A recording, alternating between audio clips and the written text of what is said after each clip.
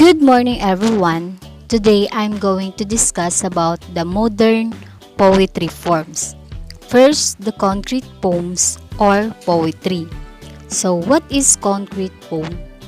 It is also known as shape poetry. It is a type of poetry that uses some sort of visual presentation to enhance the effect of the poem on the reader. While the words, writing style, and literary devices all impact the meaning of the poem. The physical shape the poem takes is also of significance.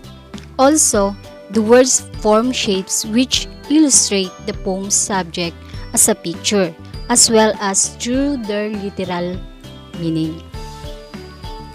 At the turn of the 20th century, concrete poetry continued to be produced in many countries.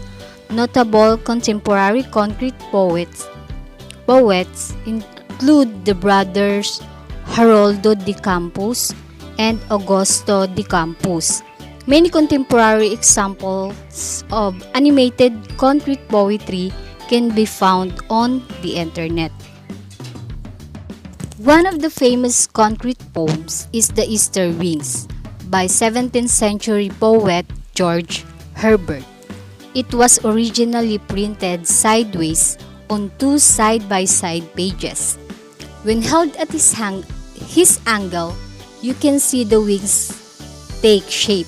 This poem is a reflection on redemption. By using the shape of a bird's wings, the poet is able to emphasize the nature of the fall and rise the speaker is experiencing. He also described the man's foolishness and how he threw away everything good that God gave him. It is also because of this person's choice that the speaker suffers today. But he's not content to stay that way. He asks God that throughout this poem to allow him to rise out of the darkness and into the light. Let's discuss about structure of Easter Wings. It is a two-stanza shaped poem, meaning that each stanza is organized so that the lines form a particular shape. The two 10-line stanzas, when originally published, appeared horizontally on the page in the shape of two sets of wings. The poem is generally reversed so that the stanza appear like two hourglasses.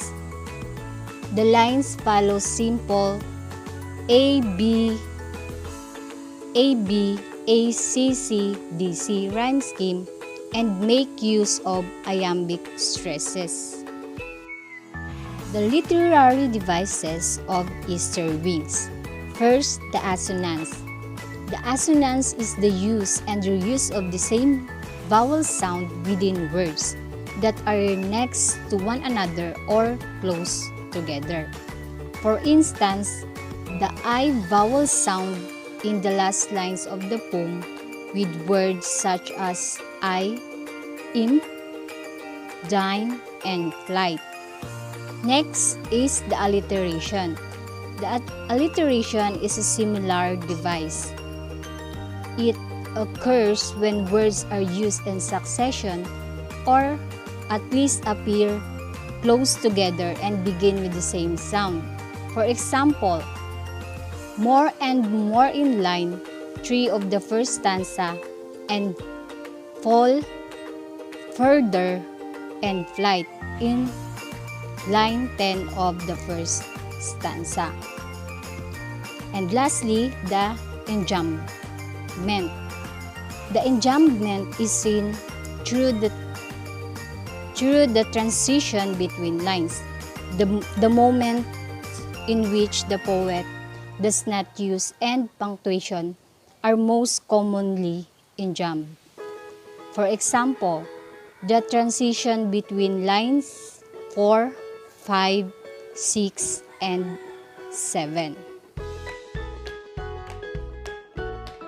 Now, I will give you tips on how to write concrete poem. First, choose an object to be the subject for your poem. The good suggestion for beginners could be your favorite animals or food. And next, draw a simple outline of its shape on paper or the computer. But if you're using paper, draw with a pencil, not a pen. Next, write your poem normally. Try to describe how the subject makes you feel. The words will be fitted into your drawing, so don't make it too long. Between 6 to 12 lines is probably a good length. And number 4, it's okay if it doesn't fit properly yet, because this is where you find out if you need to make the writing larger or smaller. Then decide if you need to make your writing bigger or smaller in certain parts of the drawing. Then erase your first draft and write out the poem again. Then finally, erase the outline of your shape so that it's just the word from your poem left, creating the image. But if you'd like to try your hand at a concrete poem, it's important not to try to force the image. Write down some words and play with them. Remember, it might take a while before those words can truly come to life in a shape. In some concrete poems, it's easy to see why the author chose a specific image. Perhaps it aligns with the words, adding creativity and free spirit behind the movement. But sometimes, the author wants the reader must look deep into the text to reveal the image. Number 2 is epic poetry. An epic poem is a lengthy narrative work of poetry. These long poems typically detail extraordinary feats and adventures of characters from a distant past. The word epic comes from the ancient Greek term epos, which means story, word, and poem. The epic poems are also noted for their length. The longest ever written was the Indian Mahabharata. It was 200,000 lines of verse, as well as some lengthy prose passages.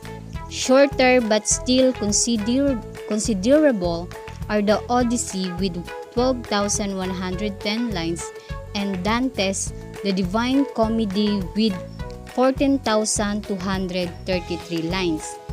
An epic may deal with such various subjects as myths, heroic legends, histories, edifying religious tales, and animal stories or moral theories. Epic poetry has been and continues to be used by people all over the world to transmit their tradition from one generation to another without the aid of writing. But how did epics originate? Epic poems trace back to some of the earliest human civilization, both European and Asian. Take the Epic of Gilgamesh, considered by some scholars to be the oldest surviving examples of great literature. So here are some examples of some of history's greatest literary epics. First, the Epic of Gilgamesh. It is one of the first written works of literature. The form of the epic plays straight into the major themes of Epic of Gilgamesh, as it is through this poem the ancient king found eternal life. Next, the Homeric poem, the Iliad. Many common phrases have their origin in this poem. including the hero's vulnerable Achilles' heel, as well as the famous symbol of deception, the Trojan horse, the receptacle used to bring the soldiers into the Trojan stronghold. Next is the Odyssey. Follows the warrior Odysseus as he tries to find his way home from Troy across the Peloponnesian Sea. Many of the narrative and poetic devices employed in the poem have gone on to influence what we now consider to be Western literature. And number 4 is the Mahabharata. We know that it is one of the largest epic literature of all time, but its exhausting length has not stopped it from being a pivotal literary text in the formation of Hindu identity. And lastly is the Beowulf. The poem was at the first lauded for fantastical elements, but further criticism revived its more important cultural implication that the kingdom lining the North Sea were no longer joining forces to find outsiders, but were rather turning on each other, often for pretty reasons. So, how do I write an epic poem in English? First, start with a prayer to amuse or similar spirit of creativity.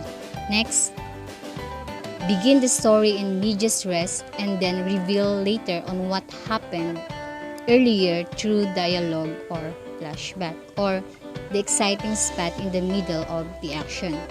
Number 3, give your characters epithets or the heroic nicknames tagged after their names. And number 4, intersperse occasionally passages of cataloging or the list of ancestors or catalogs of mighty heroes. Number 5, use epic similes, extended comparisons running over multiple lines of the poem. And number 6, create the main hero as an epic hero. For example, a figure who embodies the values of your culture. Number 7, fashion the story to include supernatural intervention. For example, you will have 2 storylines. One storyline will involve conflict among humans, and another storyline will involve conflict among the gods and spirit. And number 8, use elevated or poetic diction throughout the poem for high style, including convoluted sentence structure for poetic effect. And 9, you want a long narrative poem, not a brief haiku or sonnet. So most of the epic poems were between 3,000 to 10,000 lines and subdivided into books.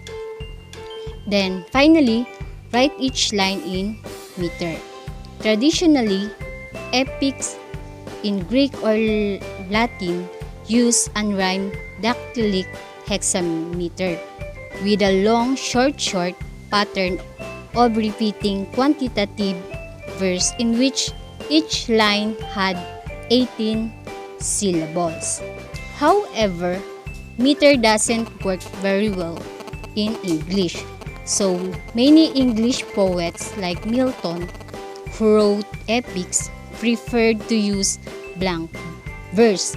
For example, unrhymed iambic pentameter in qualitative verse with a short long pattern of stress in which each line has 10 syllables.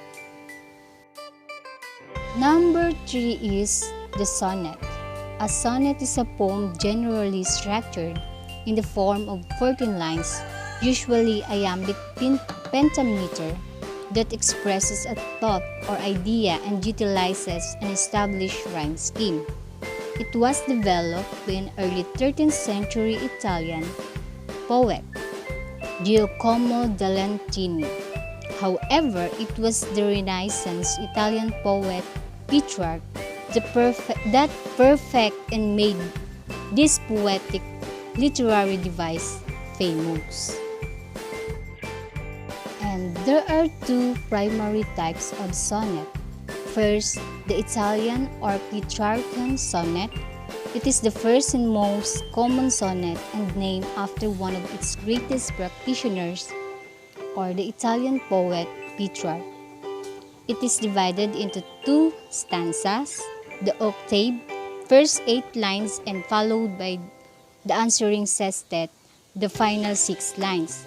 The tightly woven rhyme scheme ABBA, ABBA, CDE, CDE or CD is suited for the rhyme-rich Italian language, though there are many fine examples in English.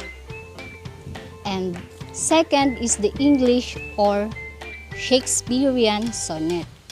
This is the second major type of sonnet. The Shakespearean or English sonnet follows a different set of rules. 3 quatrains and couplet follow this rhyme scheme ABAB, CD, EF, and GG. And there are two other primary types of sonnets, the Spenserian and Miltonic. But the Italian and English patterns are the two most prevalent. And most of the common examples of sonnet themes are love in all forms, romance, beauty, death, nature, and etc. This is the example of Petrarchan rhyme scheme of ABBA, CDE, DCE. It is a poem titled He Confesses the Vanity of His Passion by Francisco Petrarch.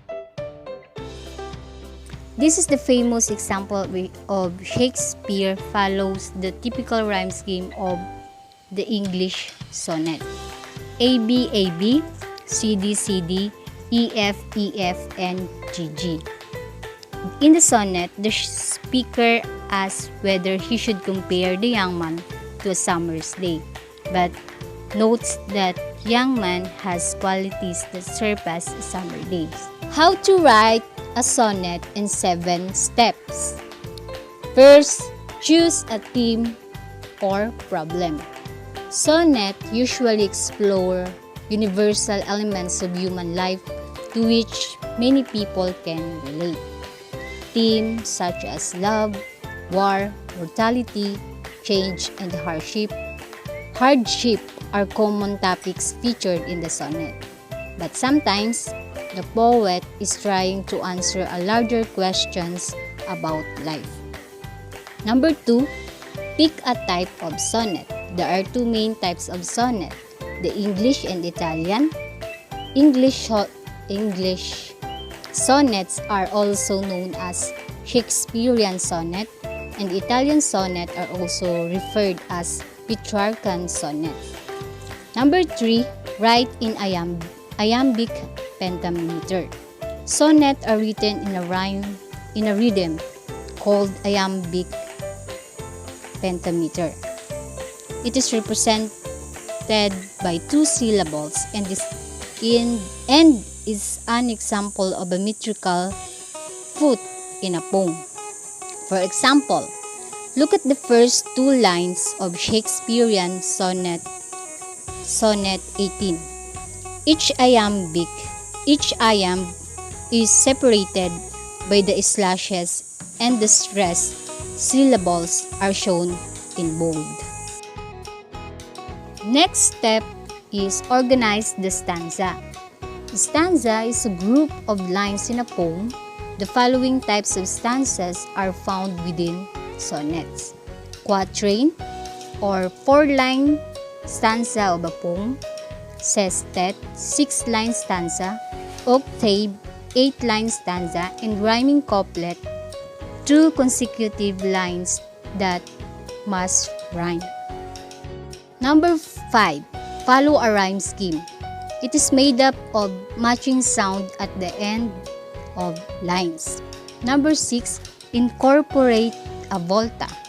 Volta is the Italian word for turn. A turn could represent various changes in the sonnet.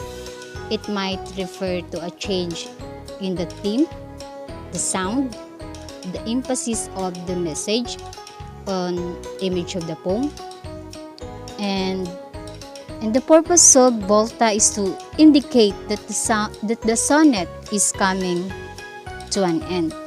And lastly, use poetic devices to enhance the imagery and message of the poem. Incorporate poetic devices or literary devices in the poetry. It is established through word choice as well as the use of figurative language such as similes, metaphor, and personification. With a little discipline, creativity, and passion, you can start writing a sonnet of your own in no time. And I hope you learned something from my report, and thank you and God bless. Good day everyone. My topic is all about modern poetry, which is a free verse. Modern poetry refers to the verse created by the writers and poets of the 20th and 21st centuries. Some people would define poetry to include the poets of the 19th century such as Edgar Allan Poe and Walt Whitman. Recognizable aspects of modern poetry include an emphasis on strong imagery and emotional content, and less reliance on the use of rhymes.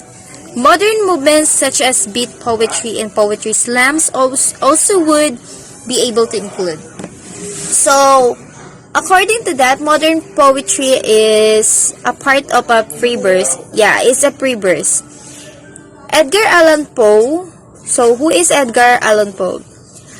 He is an American short story writer, poet, editor, and a literary critic. One of his famous works, Cultivation of Mystery, is The Black Cat, which is a short story, and The Raven, which is a poem, a free-verse poem. And what about Walt Whitman? He is an American poet, journalist, and essayist. One of his works is Leaves of Grass. Beat poetry is a large free verse. So it includes on the modern movements such as beat poetry and poetry slam. Next one is the free verse. What is the meaning of free verse? It's commonly used in contemporary poetry. Some poets have taken this technique as a freedom from rhythm and rhyme because it changes people's minds whimsically, since it depends upon the pattern elements like sounds, phrases, sentences, and words. It is a free of artificially of a typical poetic impression. So another meaning of free verse that does not have rhyme or have an irregular meter.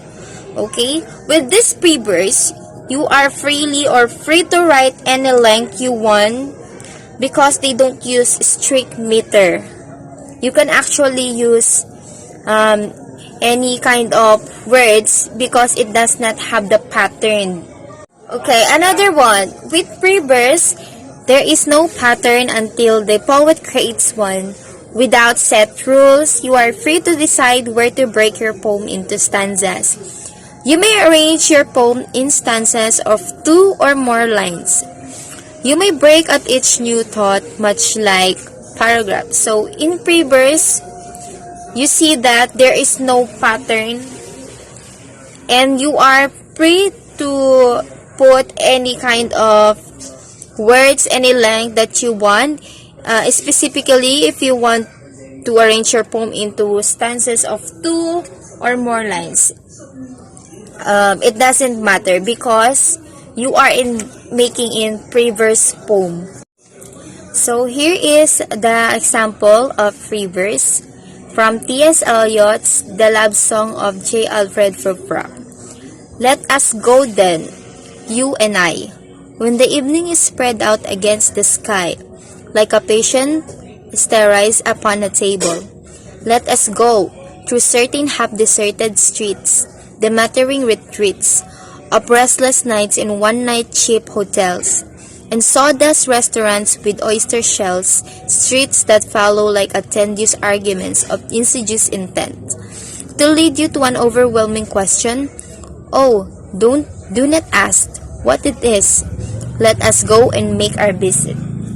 So, according to his pre-verse, this one is a famous poem by his, but not according to a particular pattern.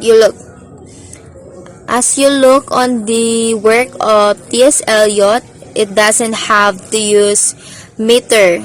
It doesn't have the pattern or the paragraphs.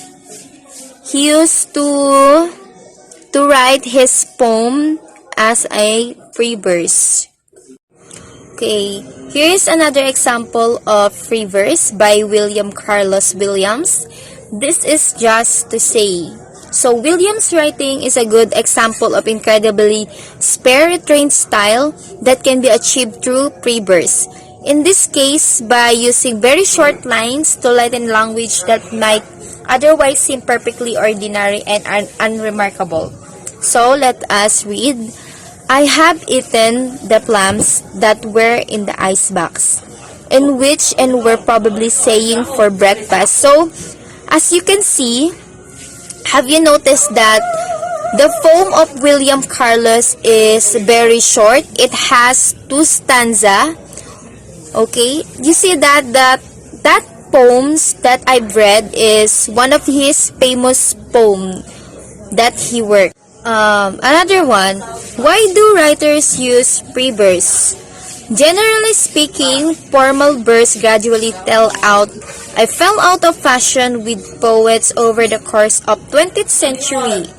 This was in part because as literacy levels rose, meter and rhyme, which originated as formal pictures to aid in memorization and comprehension, no longer seems necessary. So, with pre-verse, we are free to say what we want we are free to write anything that we want to content in our poem because we use pre-verse.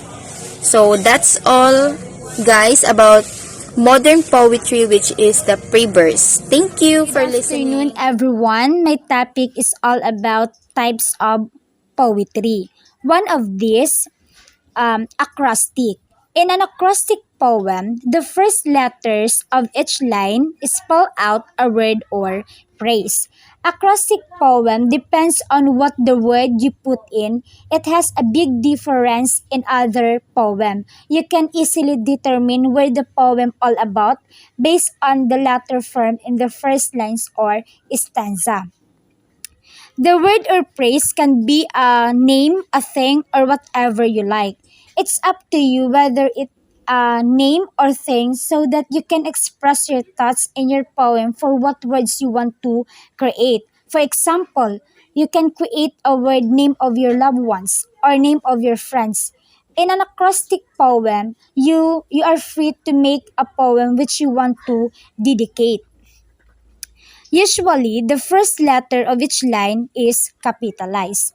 The first letter should be capitalized so that the reader can easily understand for which your poem created or for whom. This makes it easier to see the word spelled out vertically down the page. You just quickly determine what are the central ideas of an acrostic poem because commonly it is already formed vertically. No need to analyze it at a deeper level for you to understand the writer's intent and the content or subject or theme of an acrostic poem. Acrostics are easy to write because they don't need to rhyme and you don't need to worry about the rhythm of the lines. An acrostic poem doesn't use any rhyme scheme, so you can create lines of any length. We have 5 easy steps how to create acrostic poem. Number 1, describe what to write about. Number 2, write your word down vertically. Number 3, brainstorm words or phrases that describe your idea. Number 4, place your brainstorm words or phrases on the lines that begin with the same letters. And number 5, fill the rest of the lines to create a poem. Through these 5 easy steps, anyone can write a classic poem. You have to do think carefully for what word you want to put in your poem. That can help you to create the best um, poem. Next, here is the one of this example of an acrostic poem. The created word, I love you. In my deepest thoughts, you are always there, like a secret friend who will always care, opening your heart to me every day. Venture into my loving arms and believe me when I say, everything about you I will always hold true. You mean everything to me and I love you. Over the mountains and across the sea, united by our love for all of eternity. Next, what is ballad? A ballad is a song or song-like poem that tells a story. It is a type of poetry or verse which was basically used in dance songs in ancient France. During 16th and 17th centuries, it is spread over the majority of European nations. A poem or song narrating a story in short stanzas, and subject were memorable incidents like love affairs, adventure, war, etc. It has a specific stanza form. The ballads were written in 4-line stanzas called quatrains, usually featuring rhyme and rhythm, a line or stanzas that repeats like chorus. Most ballads use one of 3 different types of rhyme, like ABAC, AABB, or ABCB. The first rhyme, ABAC, is found in ballads that include a chorus in the verse. The first and third lines of each verse rhyme, while the second and fourth lines, the chorus, are the same in every verse.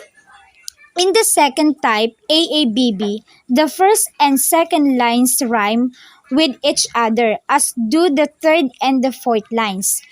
And the third type of rhyme, ABCB, is the most common type of rhyme. In this rhyme scheme, only the second and fourth lines rhyme. We have 2 types of ballads, folk ballads and literary ballads. Folk ballads, these are orally transmitted tales told through song. Folk or traditional ballad is a kind of ballad which was developed by anonymous poets in the ancient times and handed down to our generation by word of mouth. It has no written form. Traditional ballad had no single author. Literary ballads is a poem that tells a tale without music. Uh, Literary ballad is actually an imitation of the traditional ballad. The only difference between the two ballad is the authorship. The author of the literary ballad is a known personality, while the author of the traditional ballad is anonymous. So that would be all. Thank you. God bless and keep safe. Good day everyone, let us now talk about the modern poetry form. Senryu is a Japanese form of short poetry similar to haiku in construction. 3 lines with 17 morai. Senryu tend to be about human fables, which haiku tend to be about nature And senryu are often cynical or darkly humorous, while haiku are more serious. A three-line unrhymed Japanese poem structure is similar to haiku, but treating human nature usually in an ironic or satiric vein. A senryu follows same pattern as haiku because haiku is also has a 575 syllables. And these are the example of senryu. Next is haiku. What is haiku? Haiku is a type of poetry which originated from Japan. Traditionally, these poems feature 3 lines of short length which do not rhyme, and this type of poetry dates back as of the 9th century. Although haiku is a poem, it is often viewed to be much more than this and deemed to be a way of taking a more profound look at subject. In some very deep cases, the haiku is seen as a way to look into the nature of our existence, make it very relevant. The idea of the haiku is that it leaves the reader with sense of feeling, emotion after finishing the poem.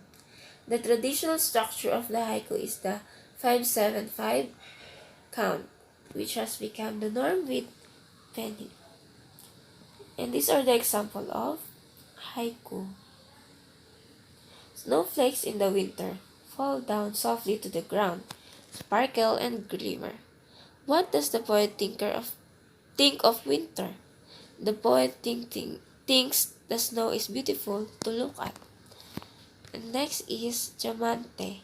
Diamante has 7 lines that describe a person or an object in special way.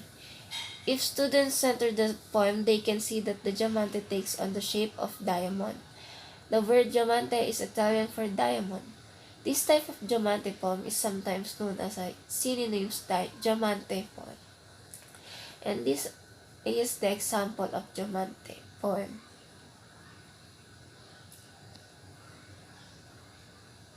That's all. Thank you. Hi, good morning. I'm here again to discuss the last topic, the poetry writing. And what is poetry writing? Poetry, literature that evokes a concentrated imaginative awareness of experience or a specific emotional response through language chosen and arranged for its meaning, sound, and rhythm. And how to write poetry. So, here's the 11 rules for poetry writing beginners that I've searched written by Masterclass. And there are no officially sanctioned rules of poetry.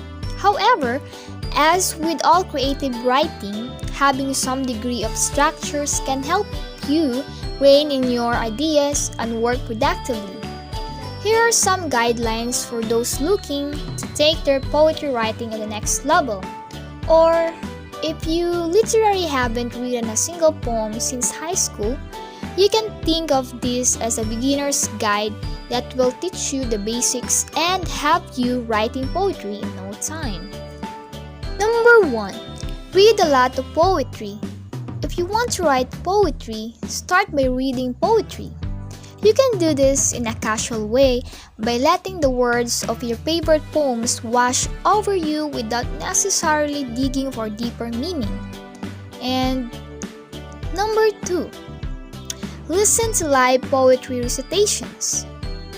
The experience of consuming poetry does not have to be an academic exercise in cataloging poetic devices like alliteration and metonymy.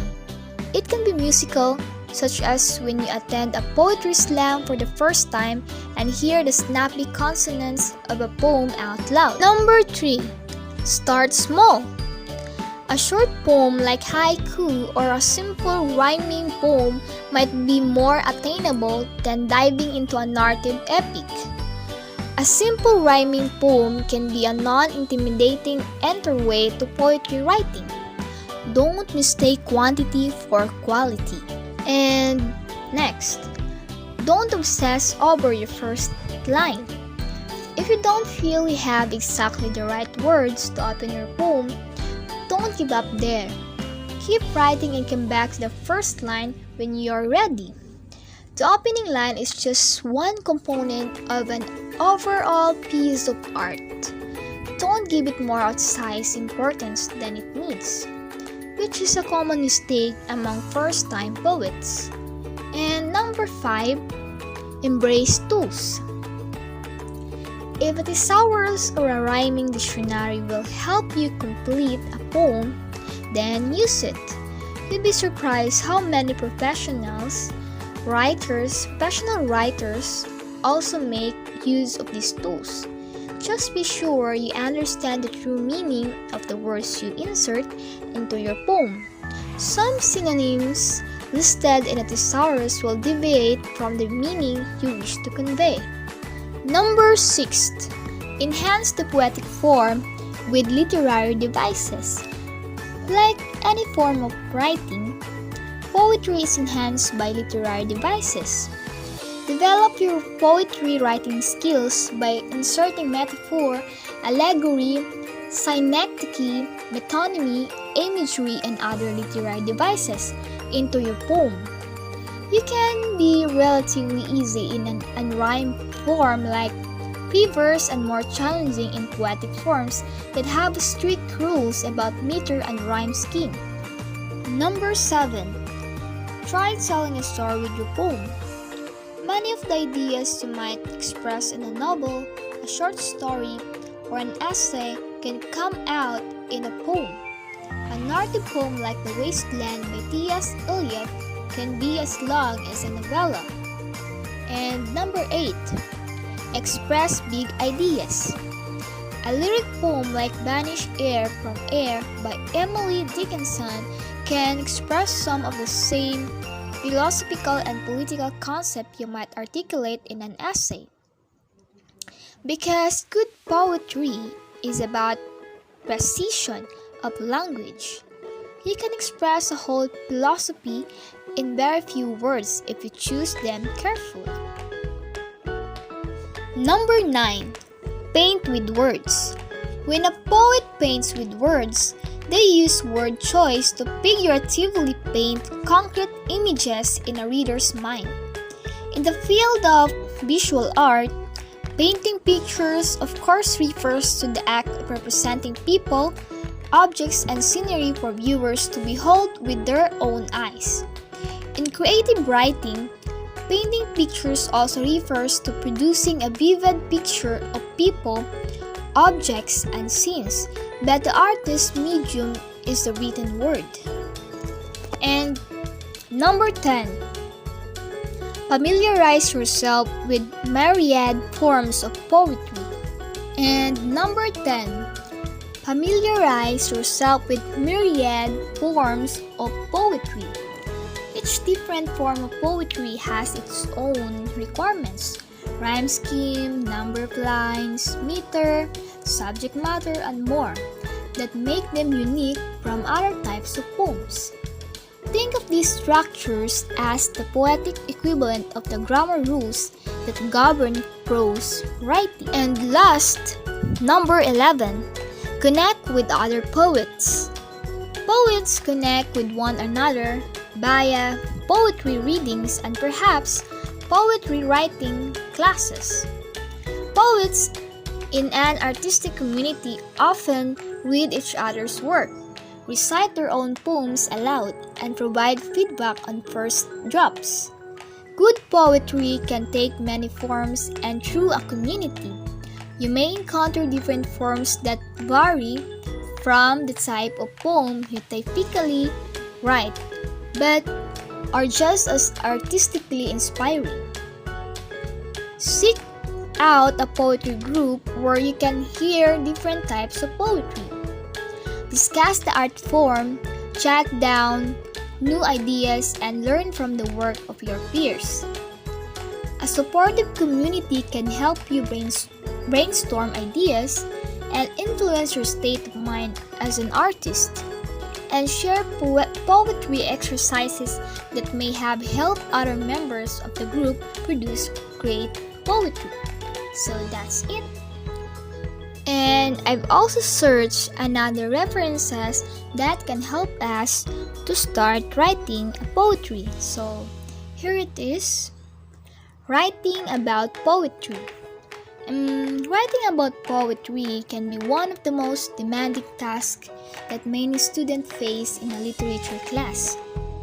Poetry, by its very nature, makes demands on a writer who attempts to analyze it that other forms of literature do not.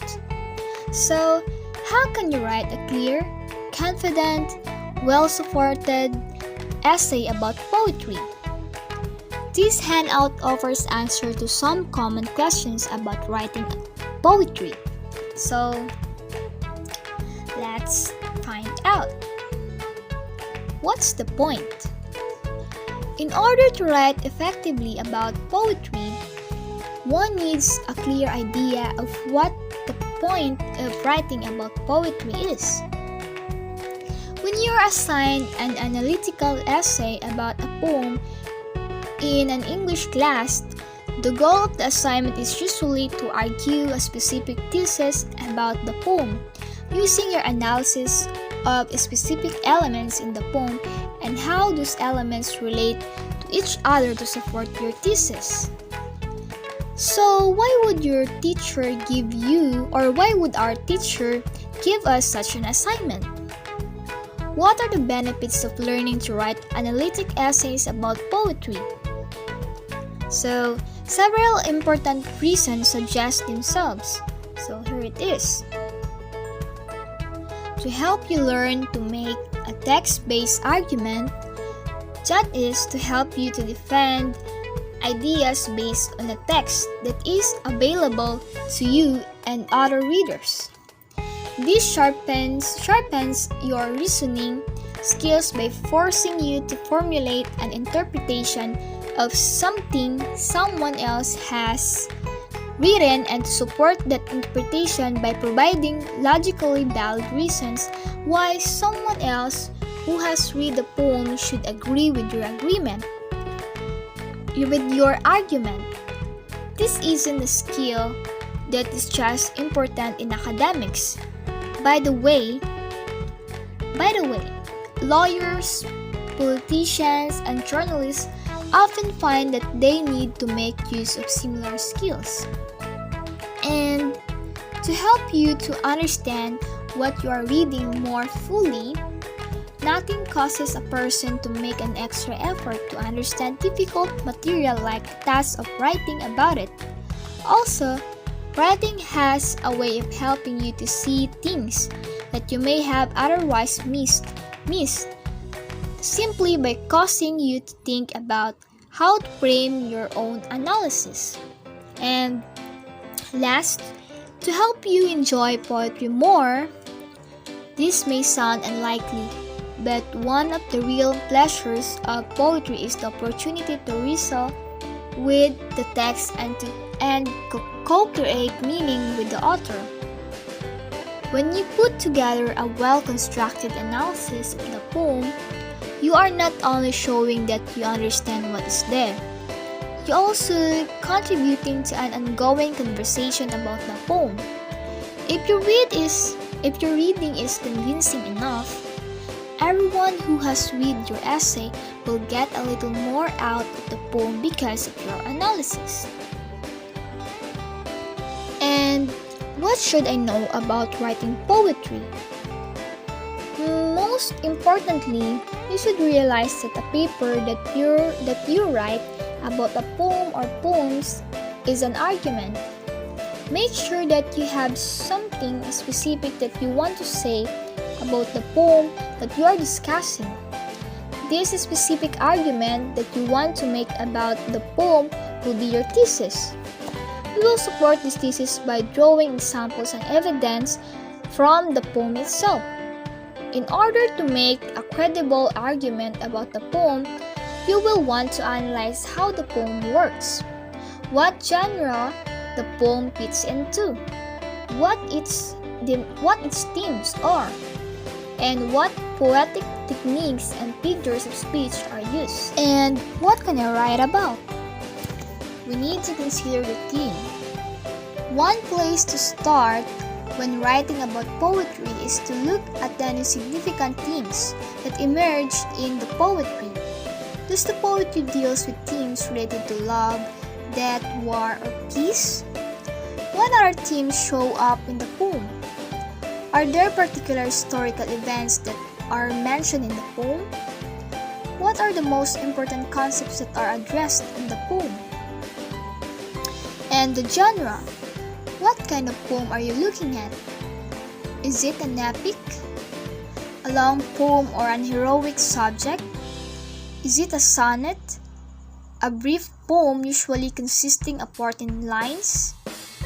Is it an ode, a satire, an elegy, a lyric? Does it fit into a specific literary movement such as modernism, romanticism, neoclassicism, or Renaissance poetry? This is another place to find out what distinguishes specific genres and movements. And next is diversification. Look closely at the poem's rhyme and meter. Is there an identifiable rhyme scheme? Is there set numbers of syllables in each line? The common meter for poetry in English is iambic pentameter, which has 5 beats of 2 syllables each, in each of which the strongest stressed syllable follows the unstressed syllable.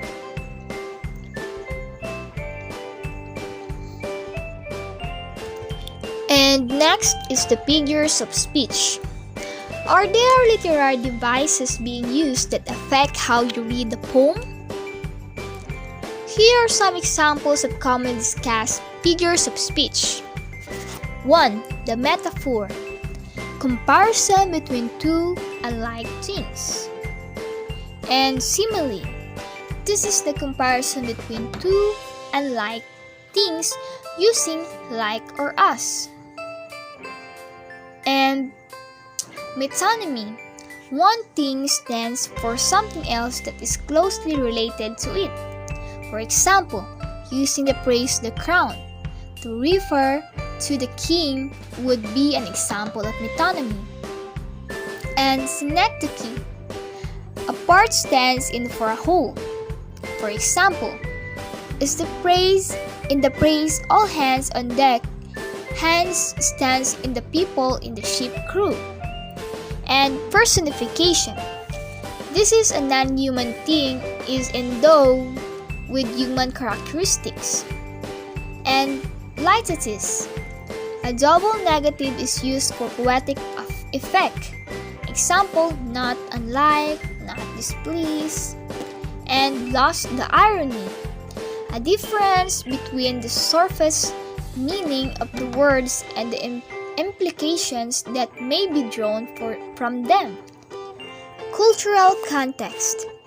How does the poem you are looking at relate to the historical context in which it was written? For example, what's the cultural significance of Walt Whitman's famous elegy for Lincoln, "When lilacs last in the dooryard bloom," in light of post-Civil War cultural trends in the USA? How does John Donne's devotional poetry relate to the contentious religious climate in 17th century England? These questions may take you out of the literature section of your library altogether and involve finding out about philosophy, history, religion, economics, music, or the visual arts. What style should I use? It is useful to follow some standard conventions when writing about poetry.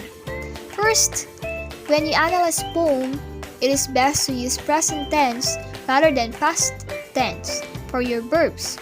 Second, you will want to make use of numerous quotations from the poem and explain their meaning and their significance to your argument. After all, if you do not quote the poem itself, when you are making an argument about it, you damage your credibility.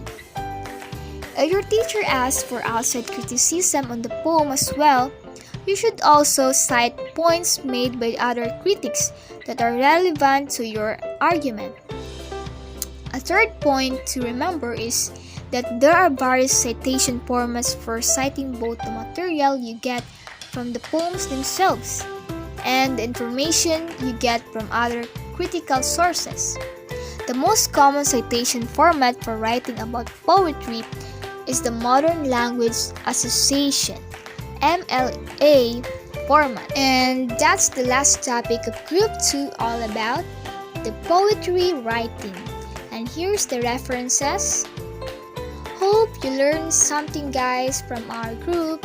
And thank you for listening. God bless us all. Bye.